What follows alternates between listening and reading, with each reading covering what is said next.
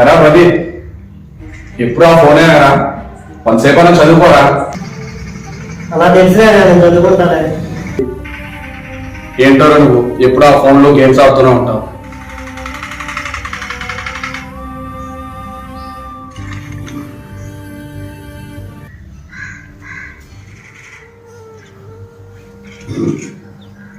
రా టైం ఎంత అవుతుంది? ఇంకా ఆ ఫోన్తోనే ఉన్నావా? ఫోన్ చేయవా? నాకు ఆకలి లేదు కదా, నేను తింటానే, నువ్వు ఈ ఫోన్ ధ్యాసలో పడిపోయి ఈ చదువును ఈ తిండి ఇలాగే వదిలేస్తున్నాయి. ఏంటో ఎప్పుడు ఆ ఫోన్ పిచ్చోడు అయిపోయేలా ఉన్నారా?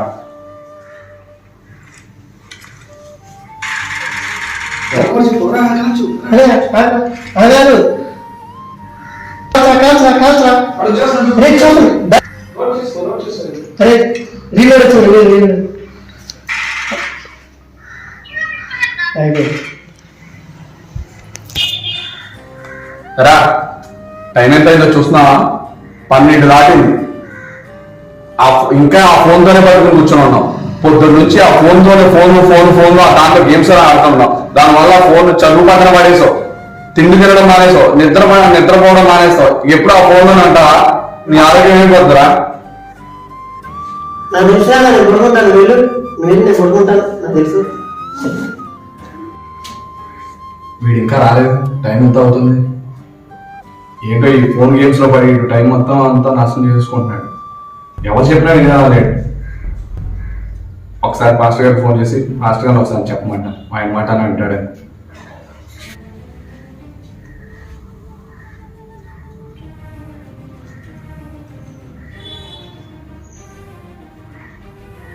హలో మాస్టర్ గారు, వందరు. మా తమ్ముడు ఎప్పుడు 24 గంటలకి ఆ ఫోన్లో పడి ఆ గేమ్స్ ఆడుతూ చదువుకోవడం మానేస్తున్నాడు, తిండి తినడం మానేస్తున్నాడు, పడుకోవడం మానేస్తున్నాడు. టైం ఎంత అవుతుంది ఏంటో మాట వినడం కూడా మానేస్తున్నాడు. ఆ ఫోన్ పిచ్చిలోనే పడిపోయి అన్నాడు. ఒకసారి మీరైనా ఆయనతో మాట్లాడతారేమో. ఆ ఫోన్ ఒక్కటే పెట్టుకుని ఆ ధ్యాసలో పడుతుంటే ప్రపంచం కూడా వదిలేస్తున్నాడు. ఏం జరుగుతున్నా పట్టించుకోవట్లేదు. చుట్టుపక్కల ఏమున్నా సరే ఏం తెలియనట్టుగానే ఉంటున్నాడు. ఆ ఫోన్ ఒక్కదానిలో పడి ఆ ఫోన్ పిచ్చోడు అయిపోయేలా ఉన్నాడు. మీరైనా ఒకసారి మా తమ్ముడితో మాట్లాడండి. ఓకే రండి పాస్టర్ గారు, వందాలి. వందాలి పాస్టర్ గారు, రండి. మీరన్నా వచ్చి ఆడ గదిలోనే ఉన్నాడు. చెప్పండి అది ఏం చేస్తున్నారు ఏంటో. సరే బ్రదరు, నేను అర్థమయ్యేలా తమ్ముడు చెప్తాను. మీరేం భయపడకండి, కంగారు పడకండి, ఓకేనా? ప్రదీప్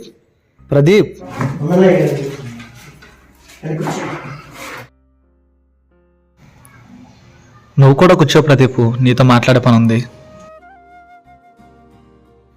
ప్రదీప్ ఏం చేస్తున్నావు? చదువుకుంటున్నాను. ఓహో అవునా, చదువుకుంటున్నావా? మరి చదువుకుంటే బుక్స్కు బదులుగా నీ చేతిలో మొబైల్ ఫోన్ ఉందేంటి ప్రదీప్? మీ అన్న నాకంతా చెప్పాడులే. చాలా రోజుల నుంచి ఆహారం తినడం మానేసావంట, నిద్రపోవడం మానేసావంట, చదువుకుంటున్నట్టుగా పుస్తకాల్లో ఫోన్ పెట్టుకొని చదువుతున్నట్టుగా నటిస్తున్నావంట కదా. మీ అన్నయ్య నాకంతా చెప్పాడులే ప్రదీప్. చాలా బాధపడుతూ నాకు కాల్ చేసి, పాస్టర్ గారండి మీరన్నా తమ్ముడు చెప్పండి, విలువైన జీవితాన్ని నాశనం చేసుకుంటున్నాడు, మేము అలా చేసుకునే చెడిపోయి పాడైపోయి ఈరోజు పనికి వెళ్ళవలసిన పరిస్థితులు మేము బాధపడుతున్నామండి అని అన్నీ బాధపడుతూ నాకు ఫోన్ చేశాడు ప్రదీప్. అందుకే నేను నా సమయాన్ని హెచ్చించి నీ దగ్గరికి వచ్చాను. దైవ సేవకుడిగా, నీ సహోదరుడిగా ఒక మాట చెప్తున్నాను విను. ఇది వరకు నువ్వు ఎంత బాగుండేవాడివి, ఎంత బాగా చదివేవాడివి, నీకు సమాజంలో ఎంత పేరుండేది.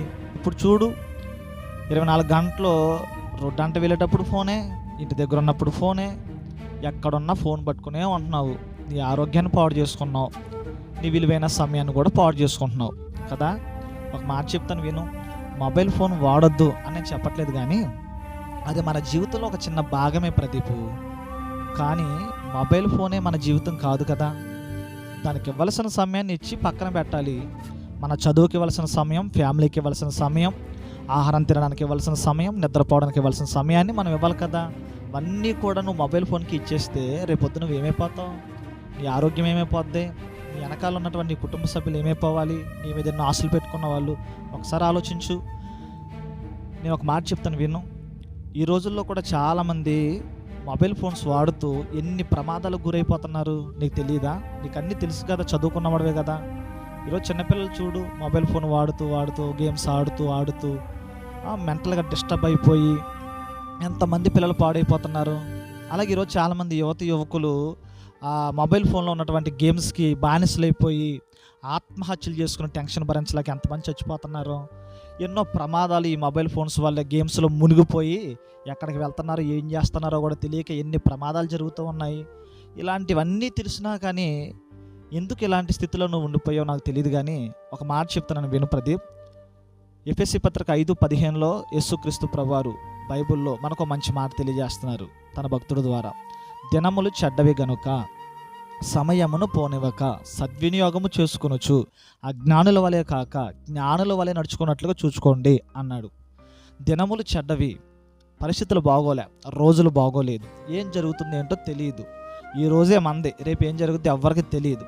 ఇలాంటి భయంకరమైన దినాల్లో అత్యంత విలువైన సమయాన్ని నువ్వు పాడు చేసుకుంటున్నావు తెలుసా?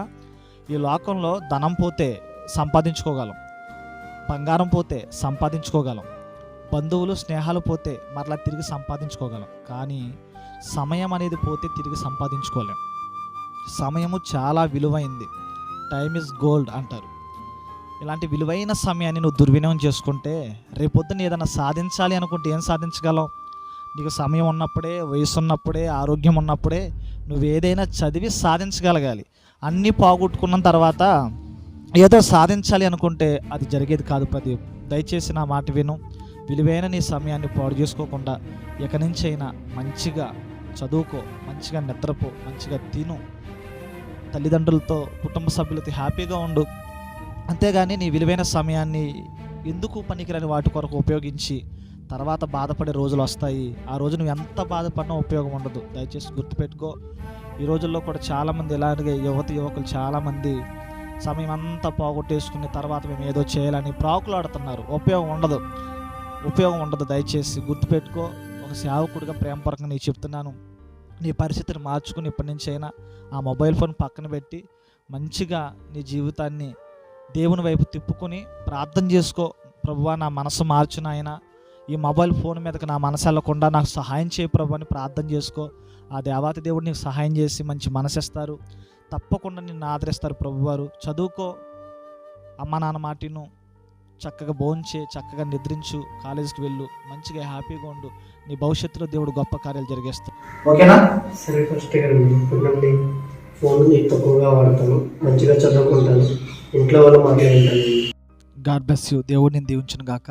అలాగే ఈ వీడియో చూస్తున్న వాళ్ళందరికీ కూడా యేసుక్రీస్తు ప్రభు నామంలో నా హృదయపూర్వకమైన వందనాలు తెలియజేస్తున్నాను. ప్రియులారా, ఇలాగే మన ప్రదీప్ లాగా చాలామంది యువకులు మీ గృహాల్లో ఉండొచ్చు. ఒకవేళ వారు చదువుకుంటున్నానని చెప్పేసి ఇంట్లోనే ఉండి ఎక్కడికి వెళ్లకుండా ఇంట్లోనే ఉంటున్నారు నా పిల్లలు అనుకుంటున్నారేమో. వాళ్ళు ఇంట్లో ఉండి ఏం చేస్తున్నారో ఒక్కసారి గమనించండి. వాళ్ళ మొబైల్ ఫోన్స్తో ఏం చేస్తున్నారో ఒక్కసారి గమనించండి. ఎందుకంటే మీ పిల్లలు రేపొద్దున్న ఉన్నతమైన స్థితిలోకి వెళ్ళాలంటే అది మీ చేతుల్లోనే ఉంది. వాళ్ళని జాగ్రత్తగా చూసుకోండి, గమనించండి. వాళ్ళని దైవికమైనటువంటి విషయాలను నేర్పి దేవుని భయాన్ని నేర్పితే వారు చెడిపోకుండా పాపానికి దూరంగా ఉంటారు, భవిష్యత్తులో గొప్పవాళ్ళు అవుతారు. దయచేసి ప్రతి తల్లిదండ్రులు, ప్రతి కుటుంబ సభ్యులు మీ ఇంట్లో ఉన్నటువంటి మీ పిల్లలందరితో కూడా మాట్లాడి వాళ్ళు బానిసలైపోతున్నటువంటి ఫోన్ నుంచి వారిని విడిపించి వారితో సమయాన్ని కేటాయించి వారితో మీరు కలిసి మాట్లాడుతూ, కలిసి కట్టుగా ఆడుతూ లేదా పాడుతూ వాళ్ళతో ఉంటే వాళ్ళు దానికి బానిస అవ్వకుండా మీతో, మీ కుటుంబంతో కలిసి హ్యాపీగా ఉంటారు. దయచేసి మీరు ఒకసారి ఆలోచన చేసుకోవాలని ప్రతి కుటుంబ సభ్యులకు ప్రేమపూర్వకంగా దేవుని సేవకుడిగా తెలియజేస్తున్నాను. ఎందుకంటే భయంకరమైన దినాల్లో మనం ఉన్నాం. మన పిల్లల్ని, మన కుటుంబాన్ని కాపాడుకోవాల్సిన బాధ్యత మన చేతుల్లో ఉంది. ఒకవేళ మీ చేతి దాటిపోతే దేవుడికి ప్రార్థన చేయండి. ప్రభువా, నా చేయి దాటిపోయారు నా పిల్లలు, దయచేసి నాకు సహాయం చేయ ప్రభువా అని దేవాతి దేవుడిని అడగండి. ఆ ప్రభువే మీ పిల్లల మనసులను మార్చి మీ మాట వినేలాగా, భవిష్యత్తులో గొప్పవారయ్యేలాగా చేస్తారు. ఆ దేవాతి దేవుడు మిమ్మల్ని, మీ కుటుంబాలు దీవించునుగాక. Amen. God bless you all.